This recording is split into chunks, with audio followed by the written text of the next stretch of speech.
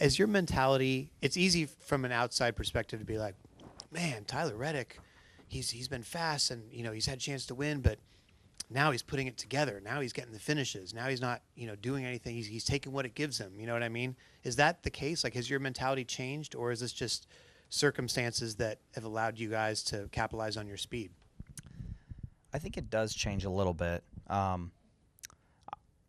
think back to when I was in the 19 at BKR, racing against Eric Jones, and we were trying to, and that was the old school format back then. It was just kind of about having solid finishes. Don't take yourself out of the, you know, one spot's not a make or break. You got to think long term. It's a season long points battle. And when I feel like I'm in that position where I have to think about, points and be a little smart, I think it's a good thing for me because I like to be at 105% or 110%. So it pulls me back a little bit. And, in the beginning of the race, I want to be more aggressive, but I'm like, man, I think I'm a little loose. And, yeah, because of thinking of points, I pull it back a little bit. I'm like, yeah, let's tighten it up a little bit if we get an opportunity next time we pit, which ended up being today, the first time we hit pit road and just woke our car up. It's a fine line with this car trying to understand what the balance is going to have. Sometimes if you got a little bit of wiggling in the back of this car, it doesn't necessarily mean you're loose. It might just be bumps or something else, and we got it right today. We need to be a little bit tighter, and our balance was better. But I do feel like whether it was that year I mentioned or, was when I was in the 2-car racing against the 20 and the 00 for the regular season championship, just trying to think of big picture has been good for me. Early in the year, a number of years of my career in the Cup Series, we have a really rough start, and I just think I got to win. And I feel like it costs us points because I'm more aggressive than I probably should be. So, yeah, I think having a points mindset is good for me because I like to be more aggressive, probably than I should be in a lot of situations. Bob, Dustin, either way. Dustin Long, NBC Sports. So, Denny talked about your racecraft and feeling like that's something that you've gotten very good at, you've gotten better and better at. Is that as much part of it, or what do you feel like you're doing a better job in getting these top threes as opposed to maybe last year or year before at times? And again, I know that some of it's team aspect as well, but building on that. I think it's keeping a level head. It's so easy to get really upset and frustrated when you have a car that's running top 5 all day and you have a bad pit stop or something goes awry. I think of Indy a couple weeks ago where we're kind of on our strategy. Things are going to work out, and a caution falls at the worst time, right? It's so easy to get pissed and just kind of throw it all away, let your anger get the best of you. And I feel like just been doing a better job of keeping a level head, not letting the stuff affect me and thinking, okay, reset. What's our next move going to be? How are we going to pass this car ahead of us in the next one? And so just having a better mindset has helped me. But also, again, we're in a spot we're battling for the regular season championship. And with that, my mindset is more thinking about that more so than my position. How do I pass the next guy? Trying to be a little bit smarter. And I think that's helped me this year so far.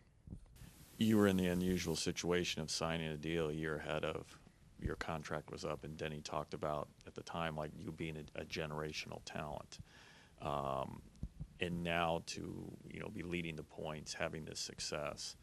A couple of years ago, even with your Xfinity success, what was it like to hear the praise of that sense and the way that Denny talked about you, and how do you feel like you're, I don't know, fulfilling it, or if that's the right word at this point?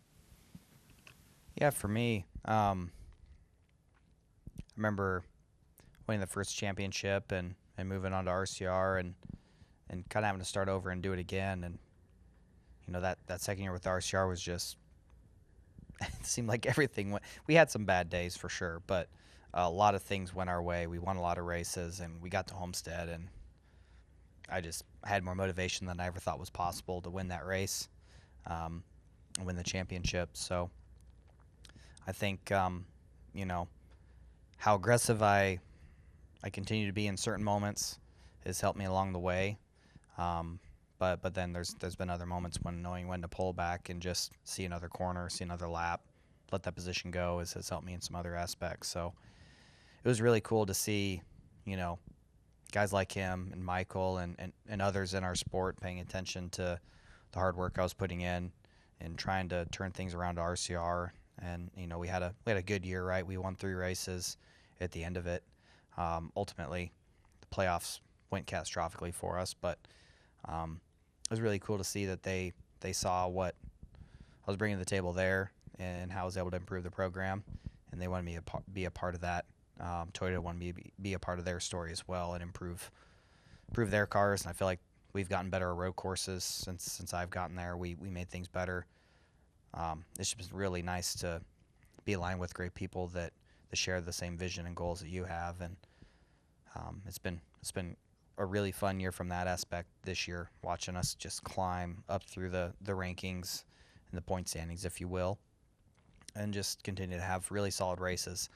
I've I don't know, being back there in points really, really far, you get desperate. You do things you probably shouldn't week in and week out, and you lose points that are on the table that are pretty easy to get. And I think we've done just a good job of taking what the days will give us and getting good finishes out of it, not making critical mistakes. Yeah, I probably give up a second here or there on the racetrack, getting to pit road, getting off of it, but big picture, it's nice having to keep that in the back of my mind. I think for me, it kind of keeps me underneath my ceiling of 105%, and I finished more races out of it. Denny's talked about you asked him a lot of questions, and you guys have talked a lot. How has he impacted you in what you've been able to pick up? And since you mentioned Michael, I don't know how much. I know you're not talking racing and what to do exactly on the track, but somebody like Michael, I don't know how he rubs off or how he's impacted you. Yeah, I mean, without a doubt, Michael's a competitive individual, and we've seen over his career. What he brings to the table to motivate us is something that you can't buy. It's a great asset for us to have. But then also, having an owner and competitor in Denny is a great thing. I know he's going to race really hard on the racetrack, as he should. But it's nice to be able to lean on him and get information that it's two-way street, right? As it should be, And I feel like he's able to help me with a lot of things I don't know about, and I'm hoping in return there's things that I pick up on that can benefit him and the 11 car too. So it's just it's been fun. It's really been great, and it was a great recovery style day. I mean, I thought we were going to kind of get out of here at one point. Best case, 40 points, somewhere in the top 10, and for us to rebound like we did, win the race, and get the points that we did was icing on the cake. Bob. Parker, Fox Sports. What does it mean or what does it do for you to win a race where you lost the lead, kind of a questionable caution, lose the lead, and you don't want to start at the inside because you feel like you're not good at the inside, and you still end up winning? Well, that's why I have a great team around me, right? I was selling myself short a little bit. I think to start this race or get it back going, I was behind the 48. It really cost me and Alex a bunch of spots trying to go bottom of 3, and we both went way back. So that was in my mind, and then I just didn't feel like I had good restarts on the bottom on Sunday. And the first couple on Monday, today. So I was trying to think big picture a little bit too much in that moment. But ultimately, if Billy and Nick are going to tell me, hey, regardless, you need to take the bottom if it's there, I'm going to listen to it, and I'm going to think of how I can do the best job to get the lead back. And Ty played a huge role in that, giving me a really, really good push. He got me just ahead enough to where I was able to clear the 24, and the rest is history.